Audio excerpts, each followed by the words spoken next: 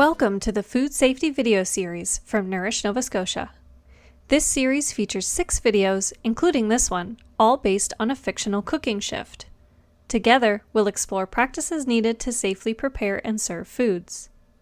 These videos are not intended to replace certified food safety training or other formalized food safety education. They will simply offer real-world examples of how to put food safety practices into action. Before we begin, let's acknowledge that this video was filmed, edited, and shared across Mi'kma'ki, the unceded and ancestral territory of the Mi'kmaq or Lanau people. As part of Nourish's commitment to truth and reconciliation, we seek to amplify the knowledge that the enforcement of certain food safety rules has harmed and continues to harm the ability of Indigenous people on these lands and across so-called Canada to share and sell traditional or land-based foods and therefore their right to govern their own food systems. If you are a settler watching these videos, we encourage you to consider what that means for you and how you plan to center Indigenous food sovereignty and other aspects of truth and reconciliation in your work. Before we begin, Kayla is learning about food safety. Let's join in. Hi, Kayla. We've heard that you are familiar with some food safety practices but are looking for a refresher. Let's review food safety core practices, common terms, and the tools available. Checking in with how we are feeling today is a good place to start. This reduces the risk of bringing potential hazards into a space.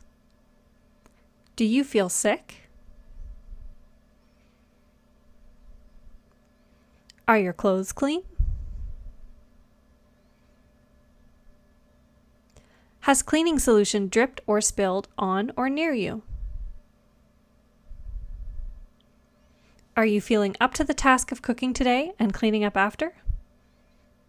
Great! Remember, food safety is important, but being overly controlling of others doesn't create a safe and happy environment. For example, different hair types tie up differently, or may be covered by head coverings like hijab. And clothing may have tears or stains, but still be clean. The first core practice of food safety is clean.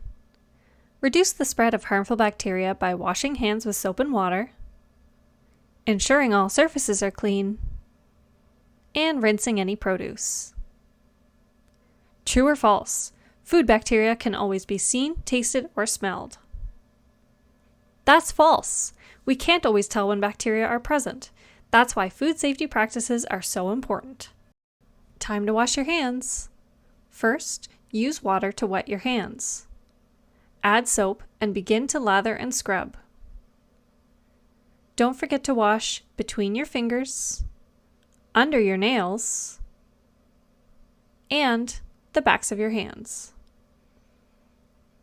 Continue scrubbing for at least 20 seconds.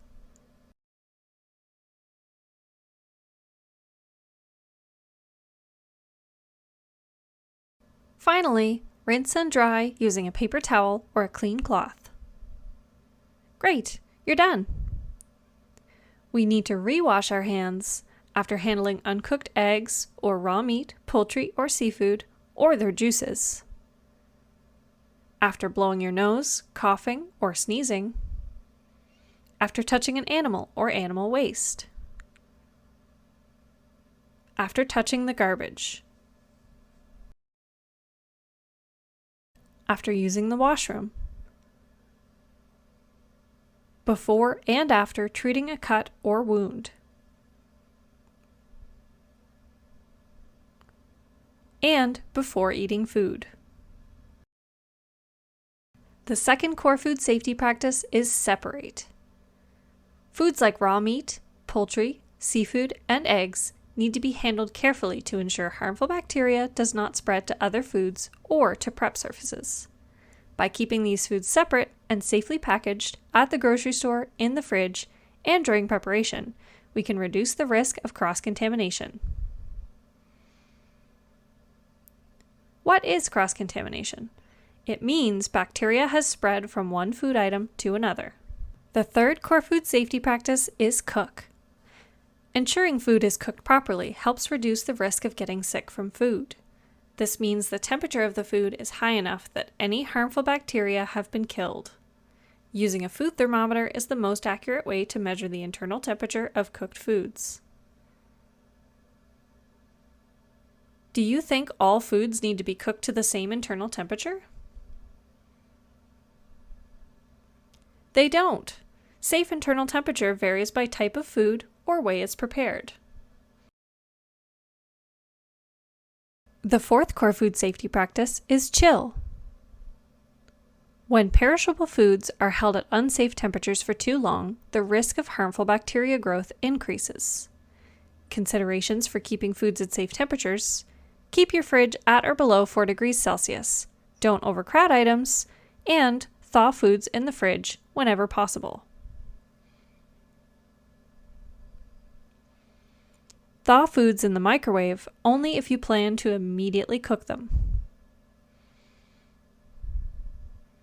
Lastly, refrigerate perishable foods within 2 hours of purchase or preparation.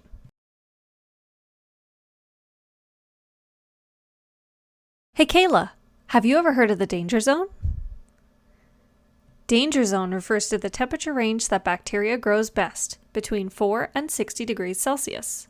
It is important to keep cold foods cold, at or below 4 degrees Celsius, and hot foods hot, at or above 60 degrees Celsius, to reduce the risk of harmful bacteria causing foodborne illness. Now, it's time to put these concepts into action. Your shift is about to begin.